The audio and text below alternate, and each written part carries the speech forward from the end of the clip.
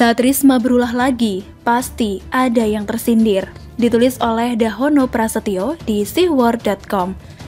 Kabar baik tidak pernah salah saat dikabarkan. Yang salah hanya judul kabar berita yang senantiasa menjungkir balikan logika pembacanya.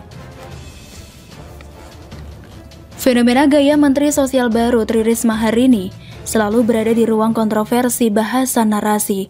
Setelah belusukan ke kolong jembatan di hari pertama usai dilantik, kemudian berlanjut melayani nasi bungkus di lokasi korban bencana. Dan yang terbaru, mengantarkan 15 orang mantan pemulung bekerja di proyek BUMN. Belusukan itu pekerjaan pencitraan. Melayani nasi bungkus adalah pekerjaan bawahan dan mengantarkan mantan pemulung bekerja itu menyerobot job desk Kemenaker. Begitu kira-kira kontra narasi yang dibangun demi melahirkan polemik. Karakter menteri-menteri Jokowi berbeda tiap individunya dalam menyelesaikan persoalan yang terjadi di kementeriannya. Risma sedang menggunakan politik simbolis dalam rangka menyusun rencana kebijakan yang menjadi kewenangannya.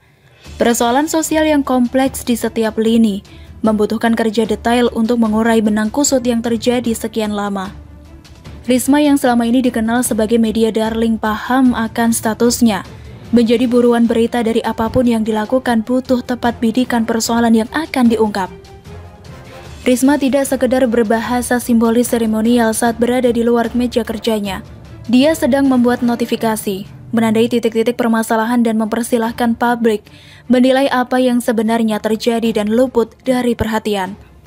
BUMN adalah proyek konstruksi hampir tidak pernah berhentinya tiap tahun. Apalagi, Jokowi selama 2014 hingga hari ini tiada hari tanpa kabar pembangunan infrastruktur. Aksi simbolis Risma mengantar mantan pemulung bekerja sebagai tenaga kasar di proyek BUMN menyeratkan pesan, ajaklah orang-orang sekitar lokasi proyek ikut bekerja. Selama ini sudah menjadi rahasia umum, pekerja proyek seringkali didatangkan dari daerah lain terkait kepentingan sang mandor. Proyek di Bekasi karena mandornya orang Sumedang, maka kuli-kulinya ambil orang dari kampung asal sang mandor. Sementara, pekerja lokal jadi prioritas kedua. Dengan catatan kalau masih ada sisa lowongan, itu masalah sosial juga yang terkait tenaga kerja. Urbanisasi selalu jadi masalah sosial di kota-kota besar. Penyumbang terbesar arus urbanisasi adalah sektor tenaga kerja. Penyumbang lainnya adalah persoalan kebijakan nepotisme. Seseorang tidak mendapatkan kesempatan kerja bukan semata dia malas, karena justru banyak orang malas yang dapat pekerjaan karena faktor kenalan, kekerabatan. Coba sesekali ngobrol sama pedagang kaki lima di trotoar, tanyakan profesi dia sebelumnya. Hampir sebagian besar datang dari kampung tidak semata mau jualan baju, dompet, kopi seduh keliling, aksesoris gadget atau servis korek gas dan jam. Rata-rata mereka pernah bekerja di sektor formal yang entah karena satu sebab banting setir jadi pedagang demi bertahan di kota. Ada semacam moto bagi kaum perantauan. Kalau mentok tidak ada pekerjaan, ya dagang saja. Jualan apa saja, di mana saja, yang penting laku. Itu bagi yang berotak normal. Untuk yang bernalar kurang normal, pilihan nyopet, ngemis, dan preman pasar termasuk pilihan juga. Kementerian Sosial menjadi satu-satunya institusi pemerintah yang definisi kerjanya paling jamak. Semua yang terkait dengan dampak hubungan antar manusia adalah urusan sosial. Ditambah lagi, urusan manusia dengan alam saat terjadi bencana. Alokasi dana APBN juga besar, belum termasuk yang non-budgeting terkait situasi darurat. Kementerian basah anggaran, butuh menteri yang tidak takut basah, mau turun ke bawah dan bergaul dengan masyarakat bawah. Dan Risma paham resiko dan konsekuensinya. Memilih disukai rakyat dengan resiko tidak disukai para elitnya. Mempersilahkan netizen tidak putus ngerjain, yang penting paham bahwa membuat kebijakan sosial mesti dimulai dari bawah. Seakan ingin menebus kesalahan berpikir menteri yang digantikannya, Juliari membuat kebijakan sosial dari ruang kerja dengan para koleganya. Risma jadi anti klimaknya. Karena banyak persoalan di bawah yang butuh didengarkan. Pengungsi butuh nasi bungkus, bukan mie instan atau biskuit. Juga pemulung butuh pekerjaan tetap, meskipun sama-sama kerja kasar memungut barang bekas. Karena definisi jiwa sosial semata persoalan cara pandang. Orang mampu saat melihat kemiskinan bisa jadi, dia melihat peluang bisnis. Mengajari orang miskin cara yang benar untuk mencari makan, itu juga termasuk jiwa sosial. bukan sekadar menyuapinya dengan limpahan makanan setelah itu pergi. Catatan sejarah pernah menorehkan anak sulung diktator Soeharto menjabat jadi Menteri Sosial. Dari mana dia mendefinisikan jiwa sosial? Gak mungkin juga dari buku IPS kan? Sial amat kan pada waktu itu? Udah dulu deh.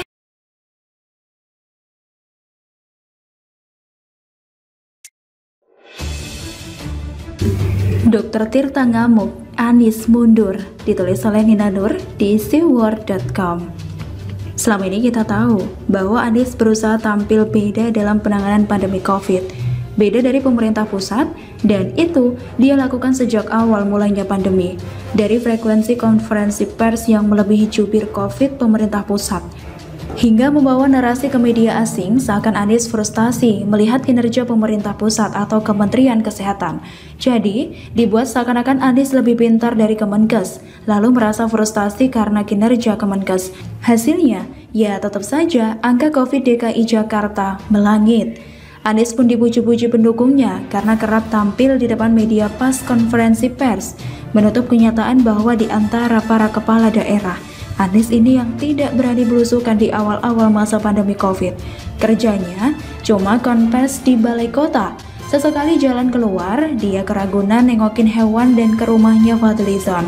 Mungkin sudah tidak kuasa ngeles, akhirnya Anies mulai tampil di luar balai kota.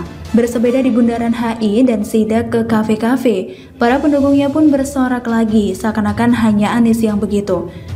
Padahal kepala daerah lain sudah biasa melakukan hal serupa.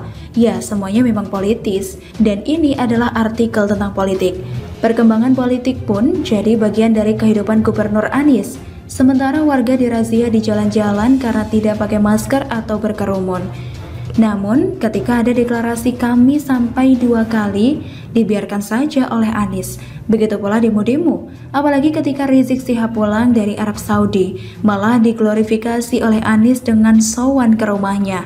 Padahal, Rizik terang-terangan melanggar aturan karantina, dan seterusnya, dan seterusnya.